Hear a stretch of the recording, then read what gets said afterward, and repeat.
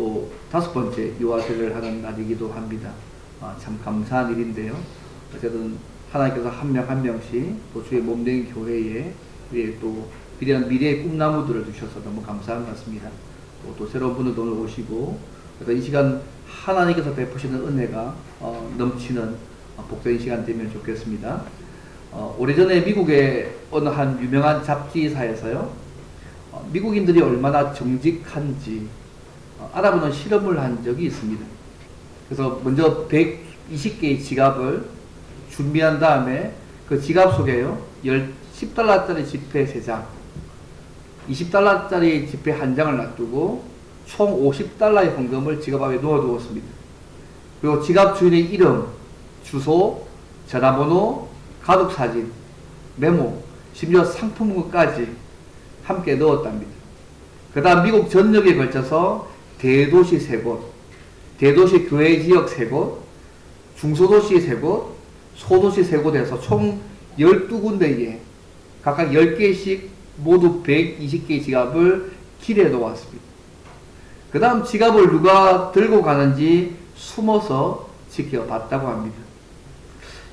여러분 생각에 120개의 지갑 중에서 몇 개나 주인에게 돌아왔을 것 같으십니까? 그 지갑 안에 주소도 있습니다. 이름도 있고, 전화번호도 있고, 가족 사진도 있고, 메모된 것도 있고, 상품권도 함께 있습니다.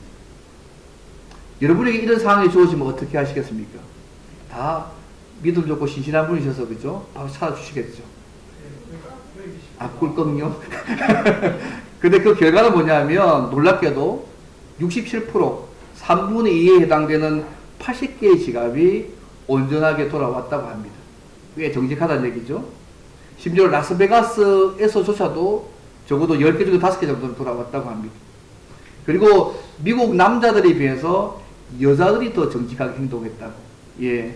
그래서 여자는 72%가 43명의 집을 돌려줬는데, 남자는 62%, 30몇 명밖에 안 줬다고 합니다.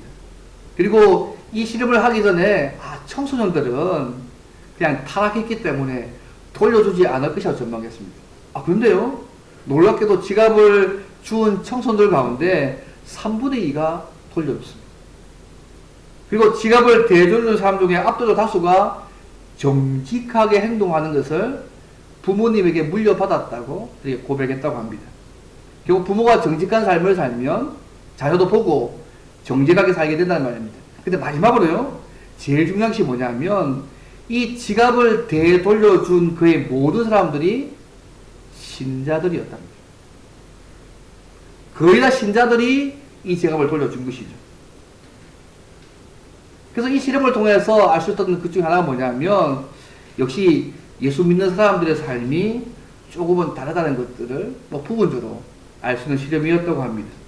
근데 오늘 본문의 말씀에 오시면요, 주님 안에 거하는 신자의 삶이 무엇이고 그 삶은 어떻게 나타나야 되는지 말씀하고 있습니다. 특히 오늘은 우리 교회 박철성 집사와 홍예원 집사 가정에 선물로 주신 박지한 자녀의 유아 세례가 있는 날입니다. 오늘 유아 세례를 받는 지한이는 이 가정의 선물일 뿐 아니라 우리 안락 하나 교회에 하나님이 선물로 주신 주의 자녀입니다. 육적인 부모뿐만 아니라 영적 부모로서 모든 성도가 지한이가 스스로 예수님을 구주로 고백하는 입교를 드릴 때까지 믿음으로 잘 키우겠다는 서약을 하는 시간을 가지게 될 것입니다. 그리고 오늘 말씀을 통해서 지한이가 주님 안에 거하는 삶을 누릴 수 있도록 부모와 영적 부모인 우리가 그 삶을 먼저 잘 누리는 본을 보이며 살기를 바랍니다. 그래서 오늘 말씀을 통해서 주님 안에 거하는 삶은 어떤 삶이고 그 삶은 어떻게 나타나야 되는지 함께 생각해 보기 합니다. 크게 두 가지인데요. 이번 주님 안에 거하는 삶이 어떤 삶일까요? 첫째는요, 주님을 믿고 그분과 연합하여 계속 교제하는 삶입니다. 주님 안에 거하는 삶은 주님을 믿고 그분과 연합해서 계속 그분과 교제하는 삶입니다. 사실 오늘 본문은 예수님께서 십자가를 앞두시고 제자들에게 마지막으로 설교한 내용 가운데 한 내용입니다. 그래서 포도나무와 가지 비유의 내용입니다. 이 비유에 보면 예수님께서요, 자신을 참 포도나무라고 말씀하셨고, 예수님의 아버지는 농부시고, 그를 따르던 제자들은 가지들이라고 말씀하셨습니다.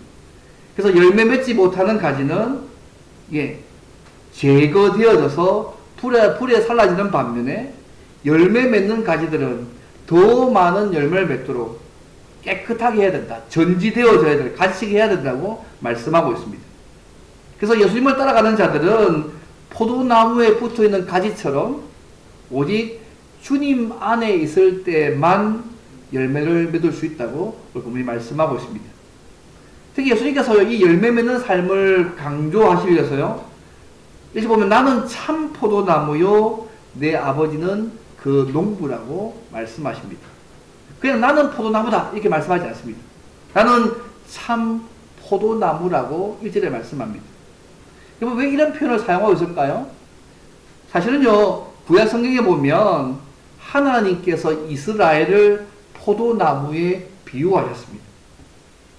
그런데요, 구약 성경을 보시면 알겠지만 포도나무인 이스라엘 백성들이 풍성한 열매를 하나님 맺는 일에 실패했습니다.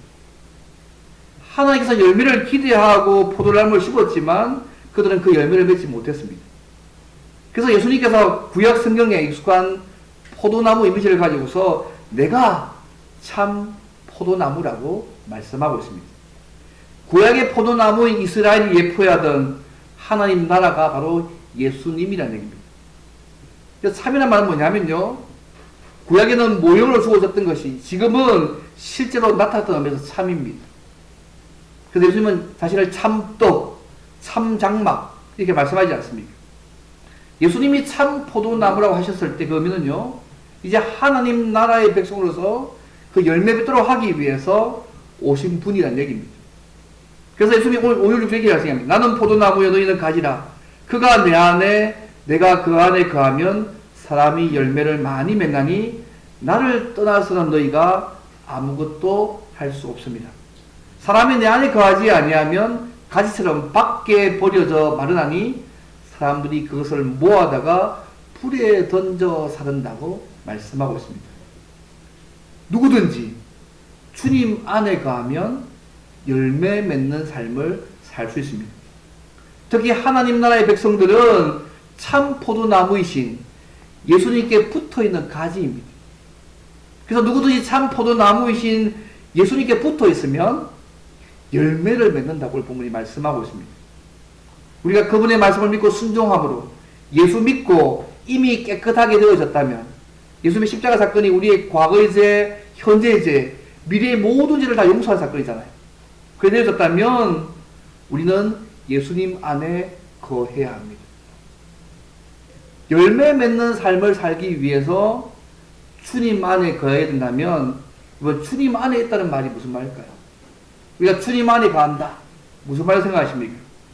주님 안에 있다는 말은 쉽게 말씀드리면 가지가 나무에 붙어 있는 것처럼 주님과 서로 연합되어서서 그분과 서로 교제하는 삶들을 사는 삶이 주님 안에 있는 삶입니다.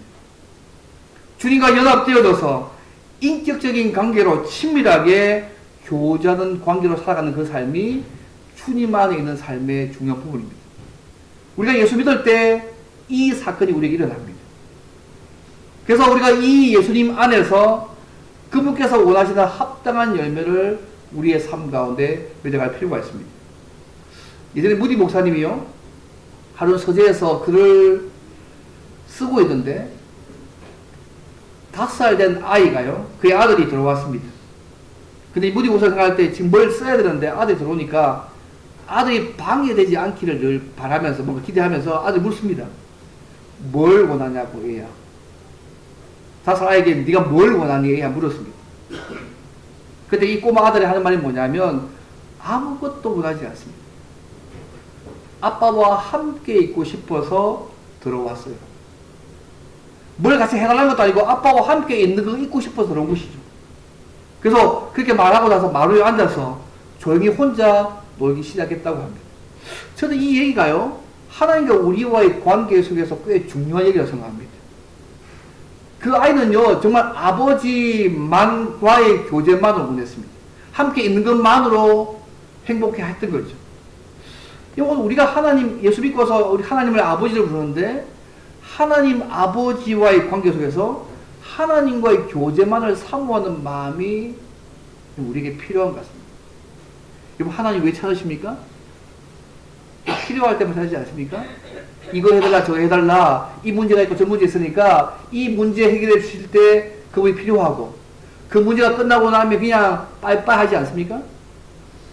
근데 하나님은요, 이 성탄절에 오신 그분이 이 땅에 오신 이유는 뭐냐면, 십자가에 죽으신 이유도 뭐냐면, 우리가 하나님과 친밀하게 교제하기를 원하십니다.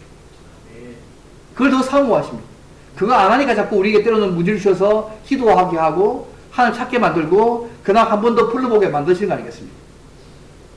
사랑하는 성도 여러분, 우리가 무엇을 더 받기 위한 관계가 아니라 플러스 알파를 주셔서 한 게 아니라 이미 예수 안에서 이미 주신 그 은혜로 하나님과 진한 관계의 삶을 살아가는 그 관계를 누리시면 좋겠습니다. 사랑하는 성도 여러분, 주님과 진한 사랑의 관계를 누리고 계십니까? 어떻게 생각하십니까? 하나님 아버지가 진하십니까? 약하십니까? 아니면 잘 모르겠습니까? 진한 사랑의 관계를 누릴 수 있도록 예수 안에서 다 만들어 놓으셨습니다. 성탄절에 이 땅에 오신 예수님을 우리 죄를 대신해서 십자가에서 죽으신 구주와 주인으로 믿고 계신다면 우리 이미 주님 안에 있는 자이고 열매 맺는 삶들을 살아갈 수 있고 주님과 친밀하게 교제하며 살 수 있는 모든 조건을 갖추고 산 자입니다. 예, 믿으십니까? 그분 이제 어려운 분이 아닙니다, 여러분. 우리의 아버지십니다. 예수님께서 함부로 그냥 쉽게 갈 수 있는 그런 분이십니다. 어려운 분이 아닙니다. 살아계신 하나님과 직접 만나서 교제할 수 있는 은혜가 우리에게 주어져 있습니다. 이제 그것을 누리기만 하시면 됩니다. 근데 예수님을 믿기는 믿는데 매일의 삶 가운데 마치 하나님이 계시지 않는 것처럼 무신론자처럼 살아가는 크리스찬 무신론자가 되지 않기를 바랍니다. 여기 그런 용어가 있더라고요. 신자는 신자인데 크리스찬 무신론자. 예수는 믿는데 실제 삶은 불신자처럼 살아가는 그 신자를 크리스찬 무신론자라고 합니다. 하나님의 삶 속에 없는 거죠. 근데 그분은요, 매일매일 매순간 우리의 삶 속에서 하나님과 우리가 함께 친밀한 교제의 삶을 살아가기를 원하십니다. 그것이 주님 안에 거하는 자의 출발점입니다. 날마다 주님과 인격적인 교제를 계속 누리며 살 뿐만 아니라 더 진한 친밀한 교제를 날마다 누리며 살아가는 저 여러분들이 좋겠습니다. 여러분 주변에 계시죠? 예, 안 계십니까? 주님 안에 계신다면 하나님과 날마다 연합해서 진한 교제의 삶들을 살아가는 그 삶을 살아가시면 좋겠습니다. 우리는 살아계신 하나님과 만나는 사람들입니다. 꼴랑 대통령 하나 만나도 긴장하고 그러는데, 그죠? 만왕의 왕이신 그분을 매일 만날 수 있는 사람이지 않습니까? 대통령 하나 만나도 얼마나 준비 많이 합니까? 뭐, 대통령 비행기에 내려서 군악대 하려고 해서 3개월 연습마다 하더라고요. 꼴랑고 100번 하기 위해서. 근데 우리는 날마다 예수님 통해서 하나님 만날 수 있는 자리였습니다. 그 하나님과 진한 만남의 교제를 날마다 누려가는 저 여러분들이면 좋겠습니다. 이 첫 번째입니다. 그렇다면 두 번째로 구체적으로 주님 안에 거하는 삶, 주님과 연합해서 계속 교제하는 삶은 어떻게 나타나야 될까? 두 번째입니다. 마지막이기도 합니다. 기도와 열매 맺는 삶, 주의 계명을 지키는 삶으로 계속 나타나야 합니다. 내가 주님 안에 있다. 그 삶은 기도의 모습으로, 또 한 모습은 열매 맺는 삶, 그분의 계명을 지키는 삶으로 나타나야 한다는 것입니다.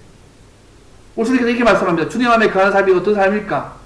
우리가 참 포도나무이신 예수님께 붙어 있으면 어떤 열매를 맺어야 할까? 보면 두 가지 말씀합니다. 첫째 모습은 기도하는 삶으로 나타나야 합니다. 7절 말씀 보십시오. 너희가 내 안에 거하고 내 말이 너희 안에 거하면 무엇이든지 원하는 대로 구하라. 그리하면 이루리라고 말씀하고 있습니다. 심지어 16절 말씀 보게 되게 합니다. 내가 너희를 택하여 세웠나니, 너희가 나를 택한 것이 아니라 내가 너희를 택하여 세웠나니 이는 너희로 가서 열매를 맺게 하고 너희 열매가 항상 있게 하여서 내 이름으로 아버지께 무엇을 구하든지 다 받게 하려 함이라고 말씀하고 있습니다.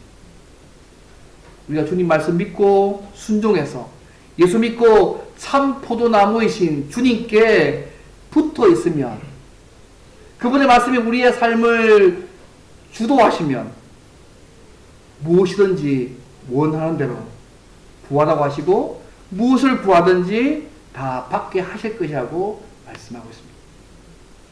이것이 주님 안에 있는 자의 삶의 오늘 보면 첫 번째 모습입니다. 우리가 주님과 교제할 때요, 온 세상을 창조하신 분, 모든 현상의 배후를 움직이시고 조종하시는 그 하나님께 기도로 나아갈 수 있고, 기도할 때 응답해 주시는 하나님을 우리의 삶 가운데 누릴 수 있습니다. 이것이 예수 안에 있는 자의 결과적인 모습입니다. 여러분 기도하십니까? 제가 새벽기도 나라고 말씀 안 드리지 않습니까? 우리 기도는 꼭 새벽기도 몇 시간 아니다 이런 말씀 안 드립니다. 그렇지만 기도해야 된다고 말씀을 드립니다. 그것이 집이 되었던 직장이 되었던 기도하는 삶을 스탑하시면 그건 다른 문제입니다. 교회 공간에 나와서 기도하는 문제는 다른 문제이긴 하지만 그건 안 해도 괜찮습니다. 그러나 기도하지 않는 것은 다른 문제들입니다. 기도해야 합니다. 내가 주님 안에 있는 자라의 모습이라면 기도해야 합니다. 집이 됐든 직장이 되었든 어떤 공간이 됐든 기도하는 삶을 기도하는 삶을 살아가야 합니다. 이제 내가 주님 안에 있다는 것들을 증거하는 외적인 모습입니다. 우리가 기도할 때요, 온 세상을 창조하신 하나님을 만날 수 있습니다. 그분의 전능하심과 능력들을 우리의 삶 가운데 누릴 수 있습니다. 우리는 약하지만 우리의 아버지신 그분이 놀라우신 분이지 않습니까? 그분 기도하면 그분 우리에게 그런 은혜를 우리의 삶 가운데 주시는 분이십니다. 여러분 주님 안에 거하는 자로서 기도의 은혜를 누리며 살고 계시죠? 아마 계실 거라고 믿습니다. 그죠? 목사 믿어야 안 되겠습니까? 그죠?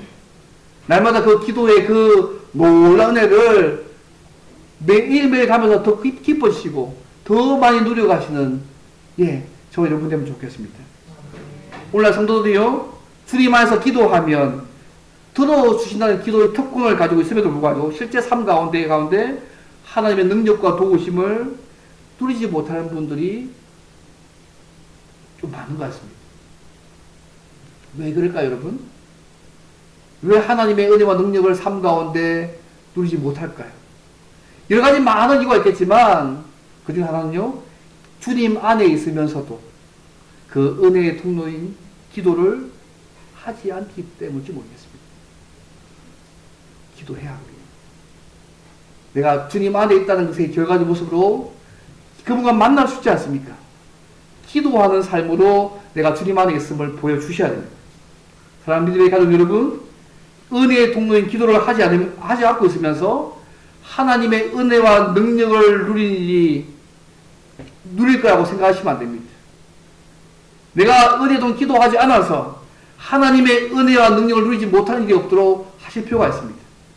주님 안에 거하면서 날마다 친밀하게 그분과 교제할 뿐만 아니라 은혜롭고 풍성한 삶을 누리기 원하신다면 날마다 매 순간 기도해야 합니다. 날마다 기도함으로 그분과 친밀한 교제를 누릴 뿐만 아니라 하나님의 은혜와 능력을 날마다 우리의 삶 가운데 누려가는 저 여러분 되기를 바랍니다. 이번 주님 안에 두 번째 모습이 뭘까요? 열매를 맺는 삶, 곧 계명을 지키는 삶입니다. 신자에서 열매는 참 중요합니다. 그래서 우선적으로 하나님께 영광을 돌리는 삶이 되고요, 우리가 주님의 제자됨을 증명하는 행동이라고 본문이 말씀합니다. 8절 말씀 보십시오. 너희가 열매를 많이 맺으면 내 아버지께서 영광을 받으실 것이요 너희는 내 제자가 되리라고 말씀하고 있습니다. 열매를 맺는 삶, 계명을 지키는 삶 자체가 그냥 그런 것이 아니고 이것이 하나님께 영광이 되어지고 우리가 주님의 제자임을 증명하는 모습이라고 오늘 본문이 말씀하고 있음을 주의해 볼 필요가 있습니다. 우리가 참 포도나무이신 예수님께 붙어 있다면 열매 맺을 수밖에 없습니다. 그 열매 맺는 삶이 여러분 뭘까 여러분? 오늘 뭘 하시면요, 열매 맺지 못하면 참 포도나무 주님께서 붙지 않기 때문이라고 말씀하고 있지 않습니까? 이 열매 구절이 뭔가에 대해서 9절 10절에 말씀합니다. 아버지께서 나를 사랑하신 것 같이 나도 너희를 사랑하였으니 나의 사랑 안에 거하라. 내가 아버지의 계명을 지켜서 그의 사랑 안에 거한 것 같이 너희도 내 계명을 지키면 내 사랑 안에 거하리라고 말씀합니다. 그리고 그 계명을 구체적으로 12절에 얘기합니다. 내 계명은 곧 내가 너희를 사랑한 것 같이 너희도 서로 사랑하라는 이것이라고 말씀합니다. 예수님이 어떻게 말씀하시 보십시오. 하나님께서 예수님을 사랑하신 것 같이 나도 너희를 사랑한다고 적용하셨습니다.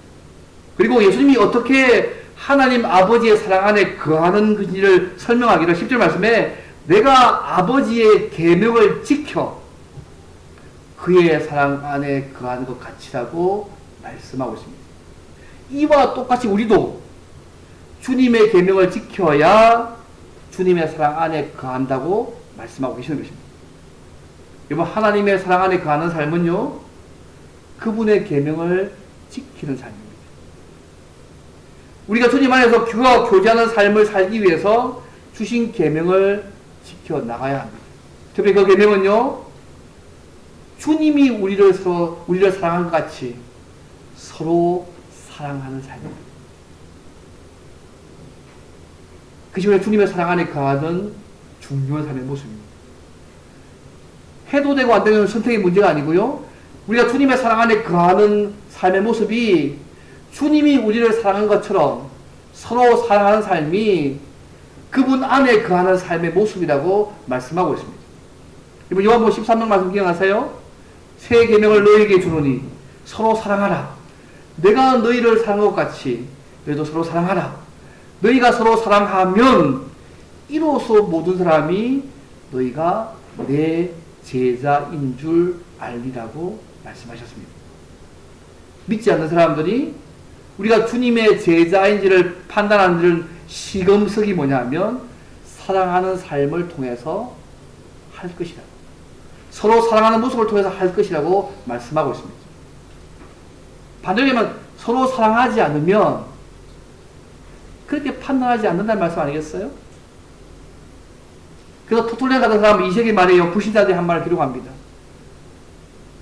예수 믿는 사람이 얼마나 사랑하는지 서로를 위해서 기꺼이 죽을 각오까지 되어 있는 모습을 불신자가 예수 믿는 사람을 보니까 예수 믿는 사람이 얼마나 사랑하는지 심지어 기꺼이 죽을 각오까지 되어 있는 그 사랑의 모습을 그가 기록해 놨습니다. 안 믿는 사람이에요. 신자가 서로 사랑하는 거 수많은 불신자들을 주님께 이끄는 자석이고요, 우리가 주님 안에 거하는 자임을 드러내는 표시입니다. 어쩌면 사랑은요 최종적인 변정화일지 모르겠습니다. 신자가 계명을 지키는 문제는 주님의 제자로서 거룩하게 사는 문제와 관련되어 있습니다. 왜 성경이 율법을 왜 주셨습니까? 구원의 조건을 주지 않으셨습니다. 이미 받은 구원에 대한 결과로서 주님 사랑하는 통로로 율법을 주셨다는 사실을 잊지 않으시면 좋겠습니다. 여러분, 십계명 주실 때 기억하십니까? 나는 너를 애굽 땅 종되었던 곳에서 너를 인도하는 여호와라 하고 나서 너를 구원했다. 그러니까 이 구원받은 은혜로 그분 사랑하는 표시로 십계명의 삶들을 말씀하셨음을 잊지 않으시면 좋겠습니다.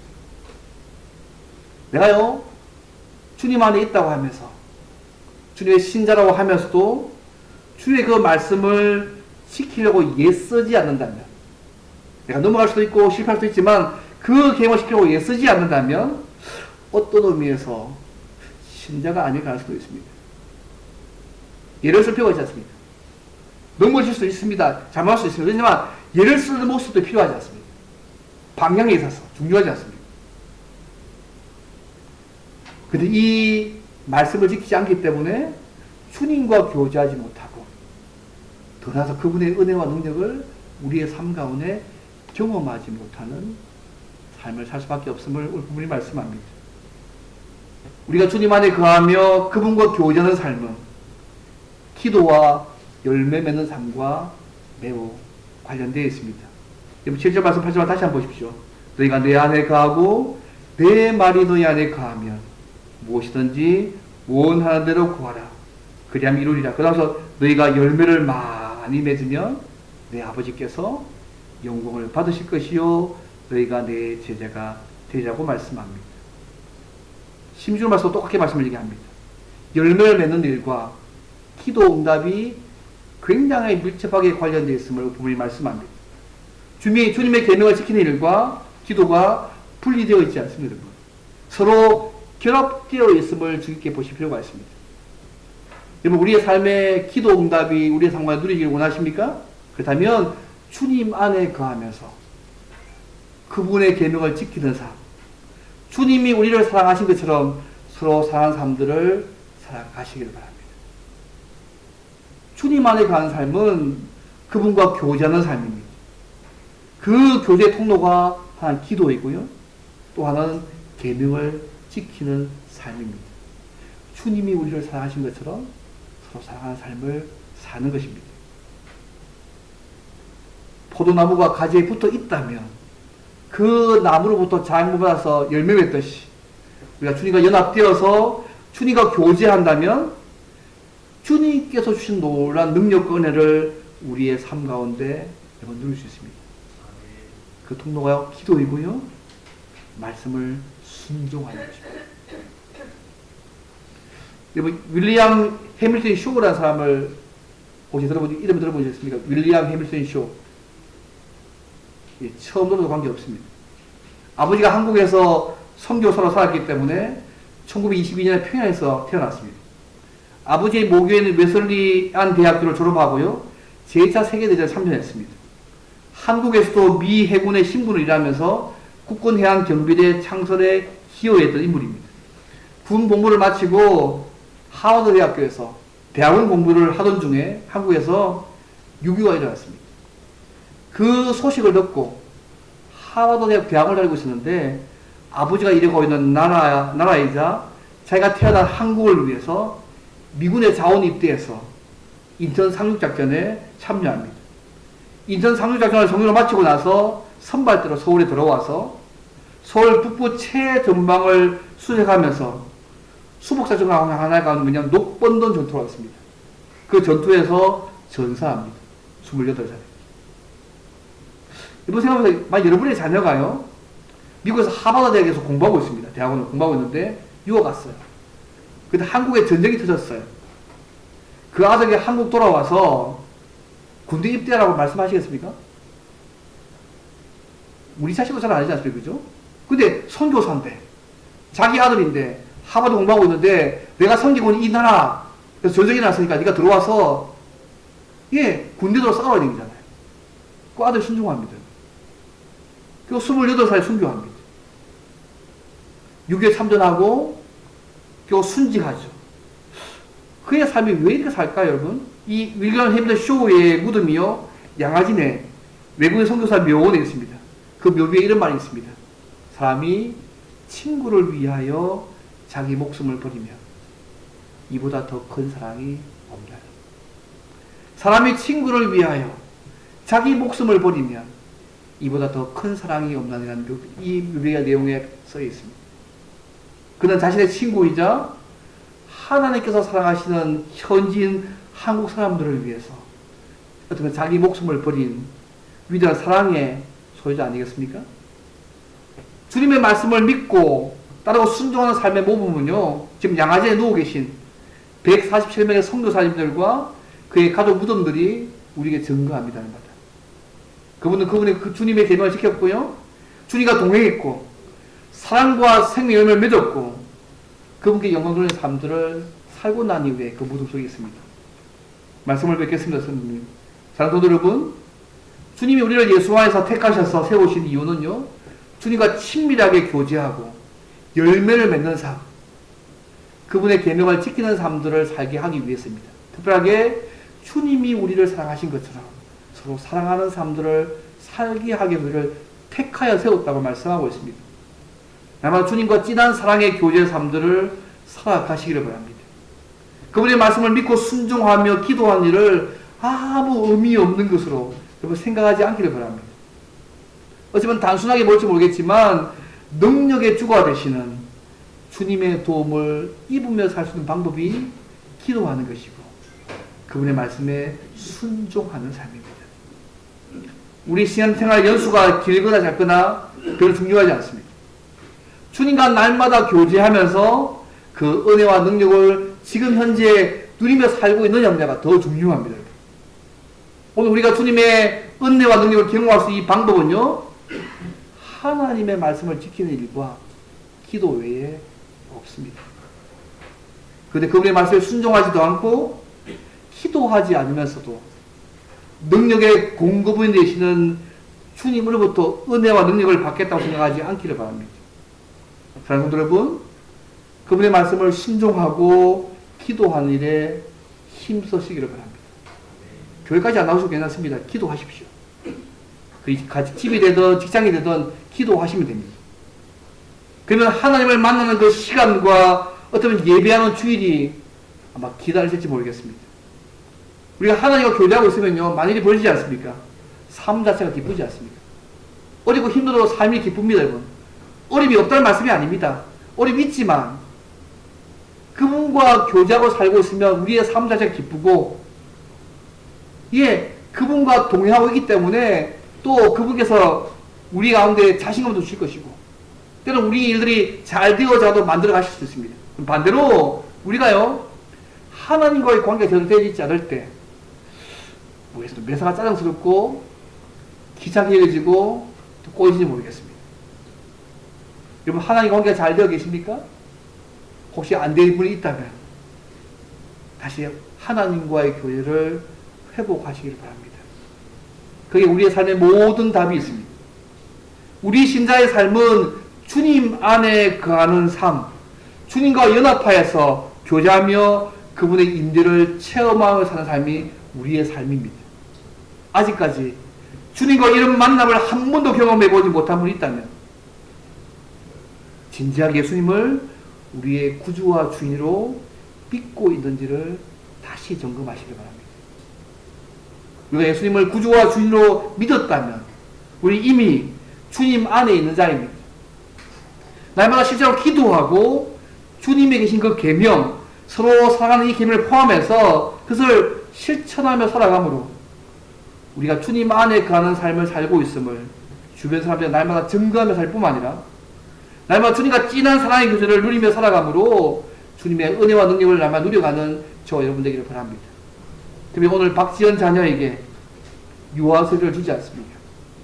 우리의 자녀, 우리 영적 자녀들에게 우리가 기도하고 서로 사랑하고 그분의 말씀에 순종함으로 주님과 진한 사랑의 교제를 하는 모습들을 믿음의 유산을 보여주고 물려주는 저와 여러분 되면 좋겠습니다.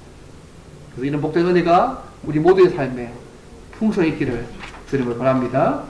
이제 함께 유아 세례를 시간 가지겠습니다. 제가 말씀을 읽겠습니다.